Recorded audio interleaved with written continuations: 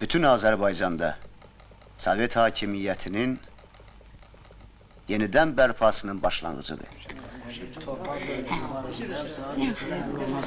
Bu saat bir dəqiqə. Əjdər, qulaq as. Gedirsən Belasuvara, Refkomun sərəncəmına. Orada torpaq bölgüsü aparacaqsınız.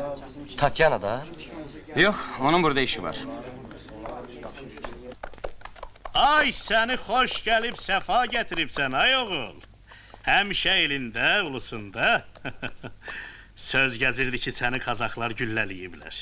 Deyirdim, bəxtimə bax, bu uşaq da belə getdi. Ay gədə, o qara qoçu getirin, qurban kesin oğlumun ayağını. Lazım deyil, bəy.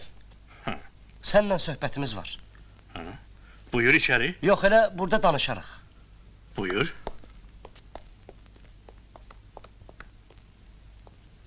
Bəy, o zirzəmidəklər üçün gəlmişik. Əjdər, mən səni həmişə öz doğma oğlum bilmişəm, səni əmirdən ayırmamışam. İndi də gəlibsən, bax bu var dövlət. Bizə o zirzəmidəklər lazımdır. Əmanətə xəyanət olmaz oğul. Axı tacirlər... Tacir malı olsaydı, gəlməzdik. Çörəyim kəssin səni. Doğrudan da düşmən ocaq başındaymış. Küsük!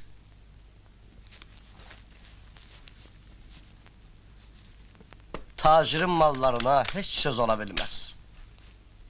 Borc olsun, neynək? Borc olsun.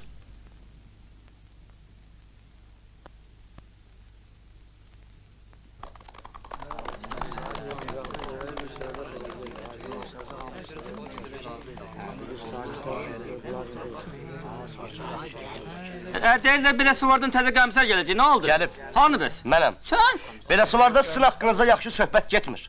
Deyirlər ki, sizə verilən torpaqları götürmək istəmirsiniz. Oğul, o torpağı əkmək olmaz, haramdır.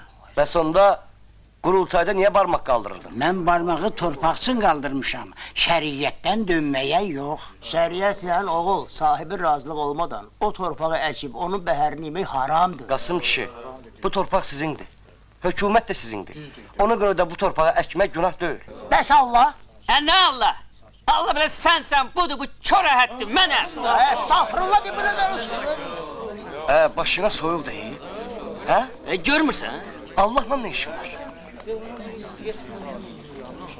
Bəs siz niyə durubsuz? Gedin də, gedin bəylərin, hampaların qapısında işləyin, beliniz bükürsün. Arvad uşağınız da acından ölsün. Sən də...